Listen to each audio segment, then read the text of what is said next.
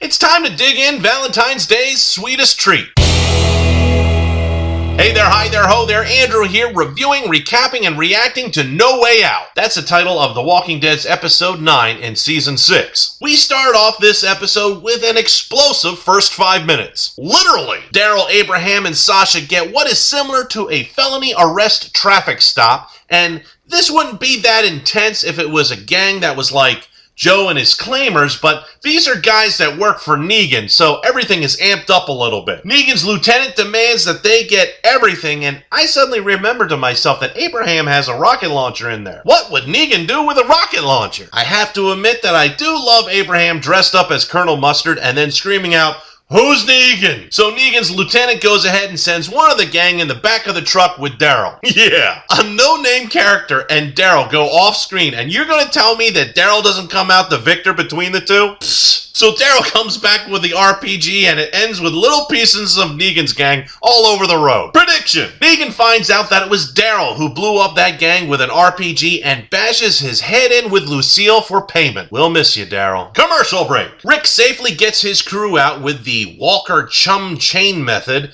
and alters the plan. Instead of trying to take out all of the walkers by going to the weapons, he decides to get everybody to go and get a vehicle and distract all the walkers out of Alexandria. Jesse mentions Judith, and Father Gabriel says that he'll take her to church, and suddenly I get that song stuck in my head. Jesse wants Father Gabriel to take Sam, but Sam ain't having anything of it and has suddenly grown a set and wants to go and face the walkers instead of going to church. Man, what people will do to get out of going to church! We see Rosita, Tara, Eugene, Carol, and Morgan gather themselves up and try and come up with a plan. And we also get a scene of Glenn and Enid going to the church and looking for weapons. Have you noticed that Enid's name spelled backwards is Dine? That's not a good thing when you're on a show with creatures trying to eat you. There's also the scene of the wolf that escaped and Denise both trying to get through a gap of walkers to get over the wall of Alexandria. All of this stuff feels like extra padding, so let's just go ahead and skip to the next commercial break. We come back and it's nighttime. What? Whoa, whoa, whoa! It was just full-on daytime in the last scene. What happened? I'm expecting a window to pop up and say, "What a horrible night for a curse," and thank you if you get that gaming reference. And now during the nighttime, we see Sam, the child in our chum chain, start to freak out, much like Nicholas did before he killed himself. You know, this is the part that we were all waiting for, where Sam starts going,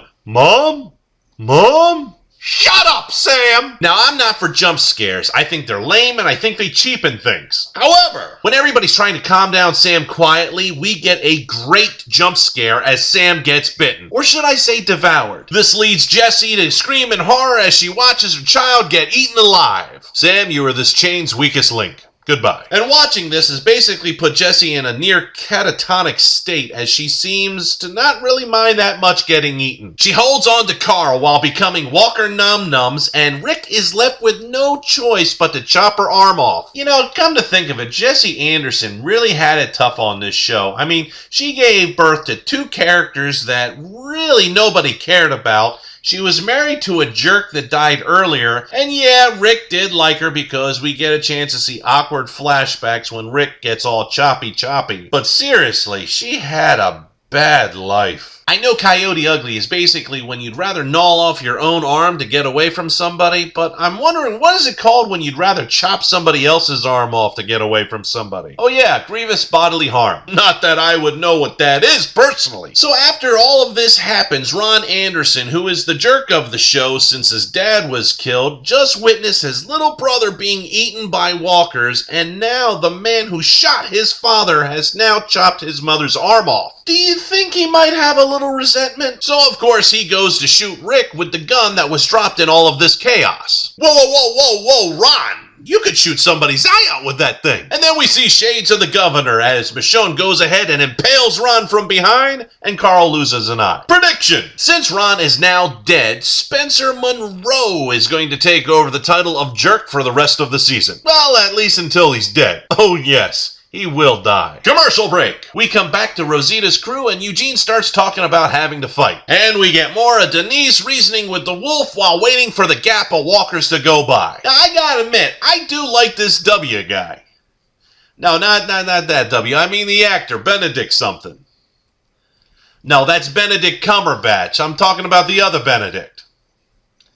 That's Pope Benedict XVI. The guy's name is Benedict Samuel. Move on. So Carol is watching the Walker parade from upstairs like it's her own personal de la muerte, and Morgan comes up to talk to her, but she ends the conversation by saying she should have killed him, meaning Morgan. And while Denise and the wolf go to make a break for it, she gets caught up within the walkers. He comes back to go and saves her and gets bit in the process. She tells him that she can save him if they get to the infirmary, so they decide to turn around and head towards the infirmary, where Carol spots them and shoots the wolf, which his dying words is to tell Denise to keep on running. This scene is pivotal because it actually validates what Morgan's been saying. It makes me wonder if Denise is ever going to tell that side of the story to Morgan or Carol. Probably not. Rick shows up at the infirmary with Carl moments after Denise makes it there, and Denise begins to work on Carl's eye, or what's left of it. Rick, for some reason, decides to take on the herd alone with his axe, a la Tyrese with his hammer. And we get another commercial break. We come back from the commercial break, and Rick's decision has inspired Gabriel, who has a few nice words about God, and all the other Alexandrians to go out and take on the walkers mano a mano, fisticuffs, or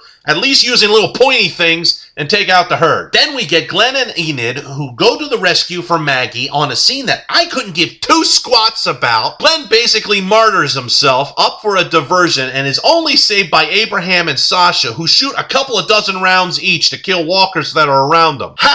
How could Glenn not get hit by a stray bullet in this is beyond me, and these near deaths that Glenn is having is starting to get a little over the top. Commercial break. Daryl takes a fuel truck that he, Sasha, and Abraham were in and decides to pour some of the fuel into the lake for a distraction. He then gets the rocket launcher and uses that to ignite the fire. I don't know, I would have used a match, but maybe an RPG makes a little bit more noise, so okay, we'll go with that. The next few scenes suddenly transport me into the ending of Friday the 13th Part 6. We get some great shots of walkers on fire around the lake, and it is suddenly ruined. Why? Because we see the Alexandrian POV montage of walker killings, and it makes it suddenly look like it's morphin' time with all the hand motions going around. It looks silly. And suddenly it's daytime, and these night-day transitions are goofy too. Things have calmed down a bit, and now we see Rick back at the bedside next to Carl, and Rick has come up with the conclusion that the Alexandrians know how to fight,